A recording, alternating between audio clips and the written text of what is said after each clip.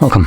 In front of me is a POCO F4 GT, and today I'll show you how you can hard reset the device through recovery mode and also get rid of a screen lock if you have one that you just don't know. So we're gonna start off from the lock screen, and all you would do is hold your power key and select power off. When your phone turns off, you want to hold power key and the volume up at the same time. Now, when I was letting go of the power key, it did accept reboot, so I'm gonna use the volume keys to select reboot to main menu, or back to main menu. And from here, assuming we can see this page, if you didn't progress any further, you should see this. So from here, you wanna select wipe data using volume keys, confirm it with power, then select wipe all data, and confirm.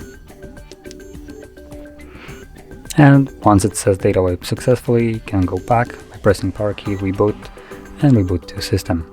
Now this will initiate reboot of your phone and continue the process in the background, so just give it a minute or so to finish it up. And once it has, we should be greeted with Android setup screen. So I'll be back once that is visible.